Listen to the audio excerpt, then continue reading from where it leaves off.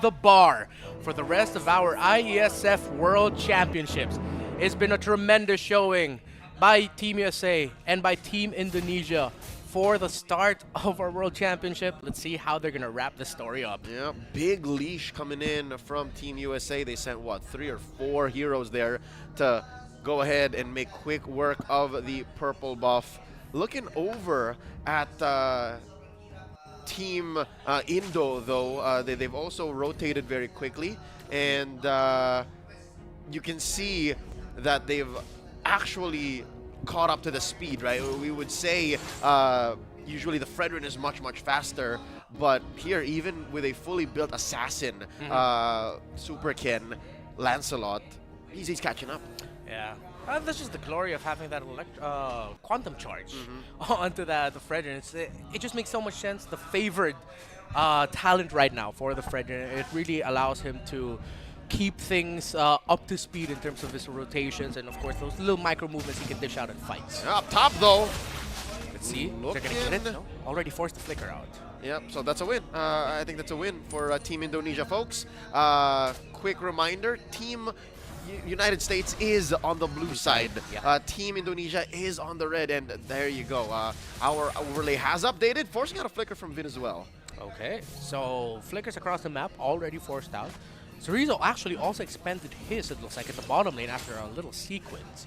And what we're going to be looking out for now is, again, when you are playing a game with a Franco on your side, one big hook will change the picture of the game.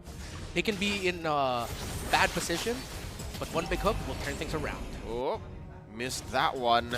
But just the same, they're also looking for one big bite. Yeah. That could also change the complexion of any team fight. If, let's say, you bite down on Saki and you bite down on Moreno, it's over. And there's a hook! Oh, there's the big hook. Cerezo already forced to use the ultimate. Is he going to get taken out? It looks like he's going to be able to get away with the skin of his teeth. But here comes the dragon with the first blood from White Chicken. It's actually the Franco that gets the last hit there in the turtle, but that's still going to be a win for Team USA. They're going to try to get on out of there, but look at Moreno already forcing the Black Dragon as well. The Petrified. Big combos coming in. That is White Chicken with the play to control, but Team USA could not get the follow-up. That was just buying time for his team. A trade all throughout, but Team USA walks away with a turtle. That's just straight up unfortunate. The wall that Vin put up on behalf of Team Indonesia isolated White Chicken. That could have been a perfect first 2.5 minutes for Team USA. They scored the turtle, they got a kill, and they could have gotten away with it if not only for the wily Vin. This is a multi-time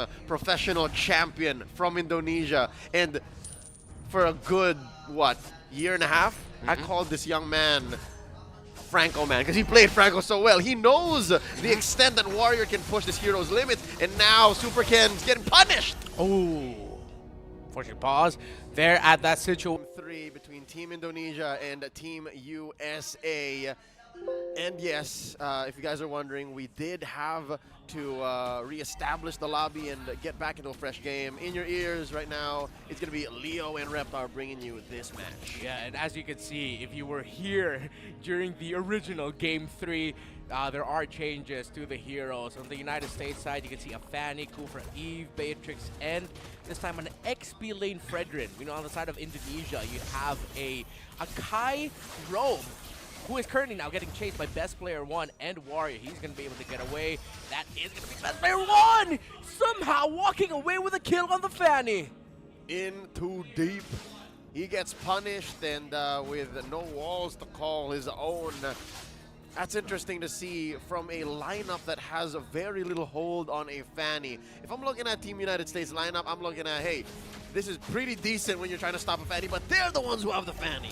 Yeah, and now Super Ken will be able to dash his way onto the turtle, but this is the Fanny he's up against. They're going to need to whittle down this turtle as quickly as possible, or do this, what Cerezo's doing, just disrupting Best Player 1, not even letting him get close. Able to get the purple buff by just only a thread. He's able to get away, but it's going to be a free turtle for Indonesia.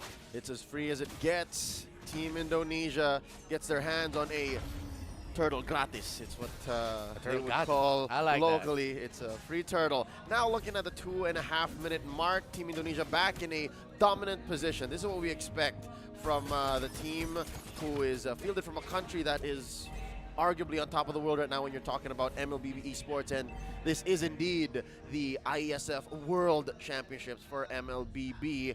Approaching the 3-minute mark, you're seeing Team Indonesia about 1,000 gold ahead.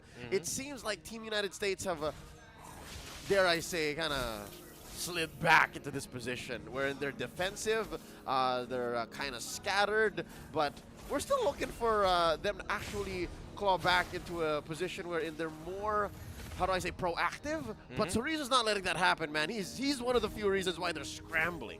Yeah, it's just his presence on the purple side of their jungle. It is messing up the rotations of the United States, but it looks like that Uranus is going to get punished. Meanwhile, here in the bottom lane, ISO is going to be chased. Moreno and Vin already using the heavy spin to force him back. Not by that much. Whoa. He is actually going to miss out on the gold card. So there's a little bit of bad news there for the gold laner of the United States. Now they have, in their efforts though, spoiled a couple of flickers there. Now you see here Super Cerezo not letting up. This could break out into a fight. Oh, best player one bro, really low. Is he going to be able to get it? Oh, the Lancelot gets taken out just in the nick of time there by Warrior. Can this Fanny get away? Yes, he can. Cerezo gets taunted, and he's going to get focused on the regen. He is holding on by a thread. He is somehow surviving, but he gets taunted and finally smacked by Fried Chicken. So, despite the aggression and the pressure being showed here by Team Indonesia, Team United States are responding. And now we've witnessed the rubber band effect. United States now calling the shots. They are up a kill and up on net worth by just a very small margin though, folks. Don't get me wrong. 200, 300 gold. Now as they approach the second turtle of the game, you see that both roamers from both respective teams are going to be playing a little tug of war here as Fried Chicken joins the fight. A little bit of a turtle cha-cha. There goes Warrior coming in, and that is going to be the heavy spin committed by Vin to buy time. The members of Team Indonesia can only watch, but they have enough here to contest. How much can they do? Sakin gets hit by Renner's apathy. Cold-blooded is ISO. The turtle set, and that's going to be secured by Team Indonesia. Super Ken gets it. Yes, he can, and yes, he did. Man, best player one, it seems like his retribution needs to start heating up. It's so difficult to play from this position, and I understand, man. He's waiting for it. Was actually off of cooldown. He couldn't get in there. I'm wondering where he spent it. Yeah, I'm wondering too. It could be something he had to commit way earlier than he needed to, especially for creep, but the knowing that the turtle was up, a lot of questions. All we know is Indonesia right now is still comfortable with continuing their aggression. Best player one, still trying to get that purple buff. He's going to be able to get it.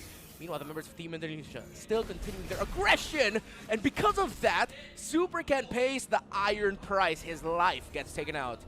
And with that, the rest of the map relatively open here. Team USA can actually find a slow roll into the mid game here. They don't really have to pressure themselves to find a return, but a kill on Super Ken is a kill, right?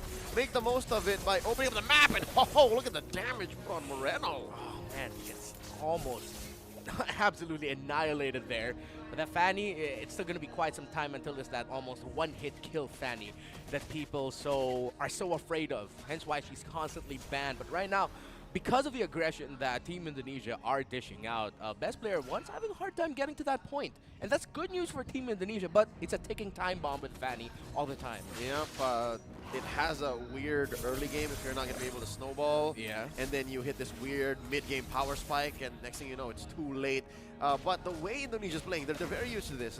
They have very good rationale, and they understand the approach to not ban out the Fanny and not really draft against it.